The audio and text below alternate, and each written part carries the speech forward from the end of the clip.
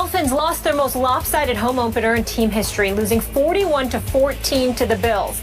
This coming on the heels of a 23-20 loss to the Jaguars. That was in week 2.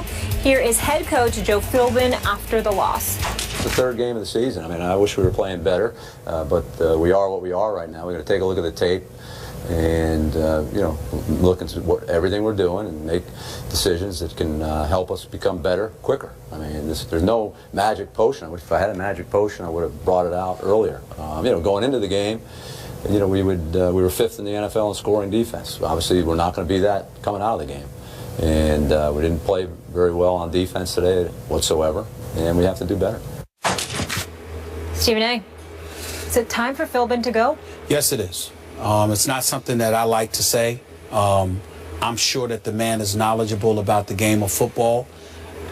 I'm certainly not qualified to debate X's and O's and to dissect him to the degree that, I'm qualified to sit there and say he's incompetent. I certainly would not. I'm not accusing Joe Philbin of that.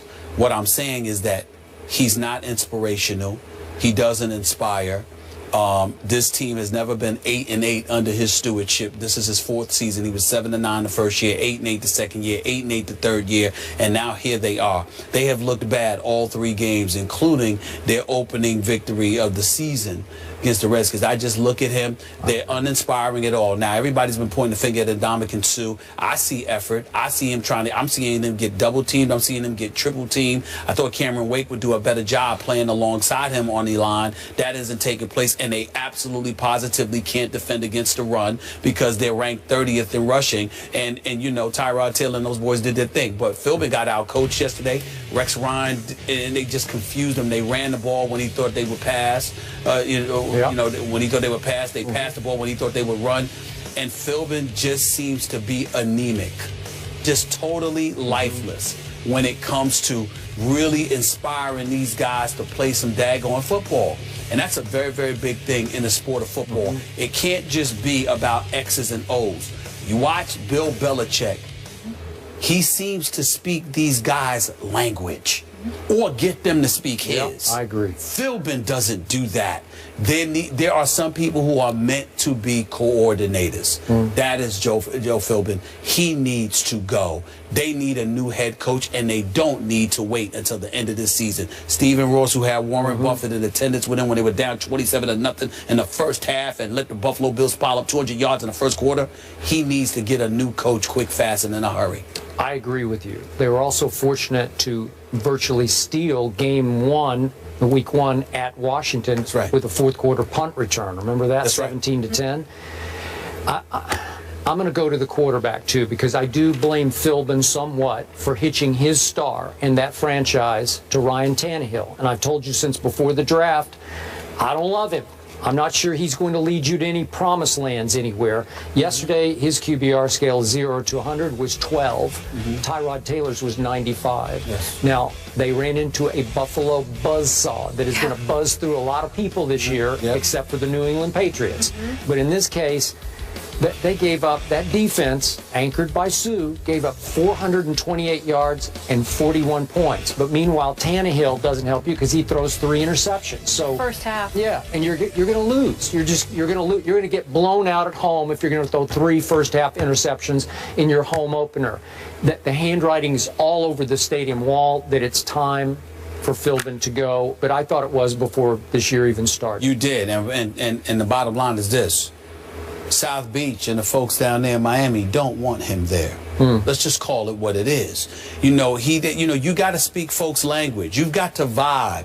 You've got to represent the franchise in a fashion that will galvanize dudes to want to come and play for you.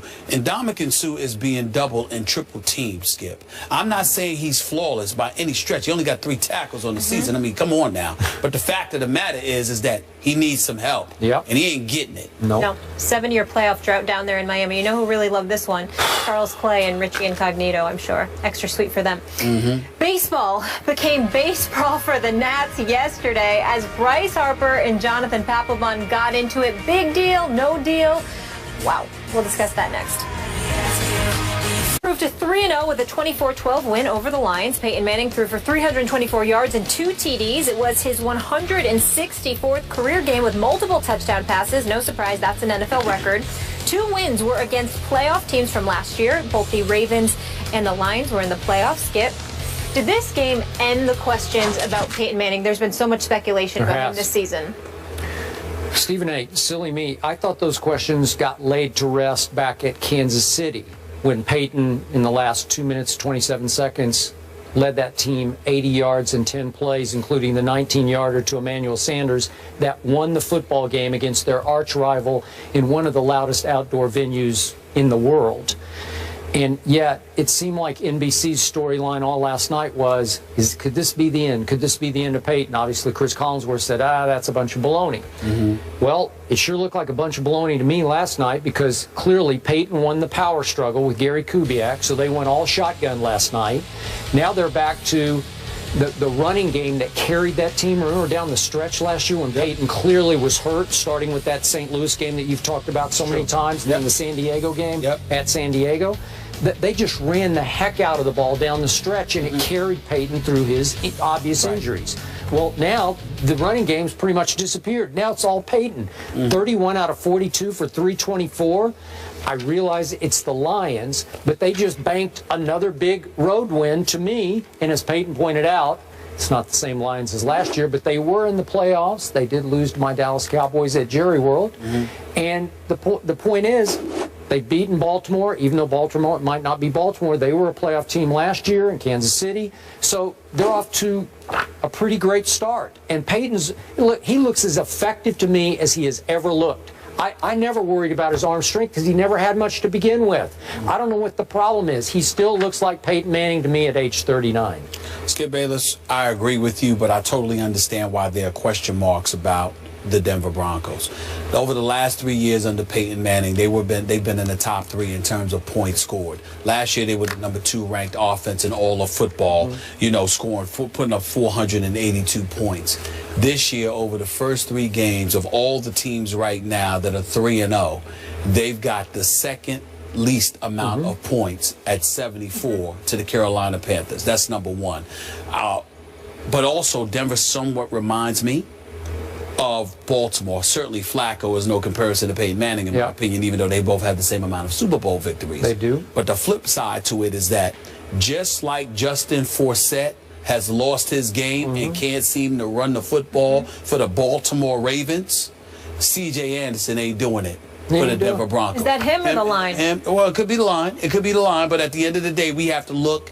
We have to look at what you have. Now, the line obviously was formidable. They've changed bodies, like 3 or 4 different dudes on the offensive line. Positions. You're absolutely right. So you got to take that. And I appreciate that. Thank you. So you got that going on. But ultimately, at the end of the day, even when there was some question marks due to injuries in the past with the offensive line last year, we looked at a C.J. Anderson. The year before that, it was Monty Ball, and I forgot another name escapes me. I got brain lock right here, right now. But no Sean Moreno. Right. So you've got that going on. So you had all of that. And they were running the ball relatively effectively. That's not happening right now. Okay. But I will say that that's the problem, and I think that's the question mark of why people are looking at Peyton Manning. But I agree with you. I think it's much ado about nothing because he can still do it. The biggest what I took from last night's game, the Detroit Lions.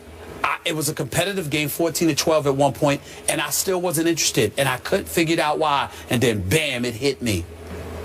And Ndamukong Suh being gone from that defense, that mystique is gone. They ranked 25th defensively, 27th against the pass, 20th against the rush. Nothing nasty at all about their defense. That's a problem. That in combination, there is just... Megatron is no longer Megatron. Not that guy. He's not that guy. We've been talking about Dez Bryant, Antonio Brown, Demaryius Thomas, Julio Jones. We used to put Charles Johnson, Megatron, in that category. Sure. He was number 1. Well, he was the guy. And I'm saying, I loved watching I'm in no way saying that he's finished. I am saying that the first 3 games of this season has told us that he is out of that category. You know, I've come to the belief that Megatron made Matt Stafford. And I didn't used to think that, but Matt Stafford could just fling it up in the air. He looks ordinary now. Yeah, he looks ordinary now. All right, moving on, you guys. You mentioned Miami. Buffalo crushing their AFC rival Miami on their home turf. Up next, we're going to discuss that. That seat is getting hot down there in Miami for Joe Philbin. Will they be calling for his job? We'll tell you if it's on the line. That's coming up next on First Take.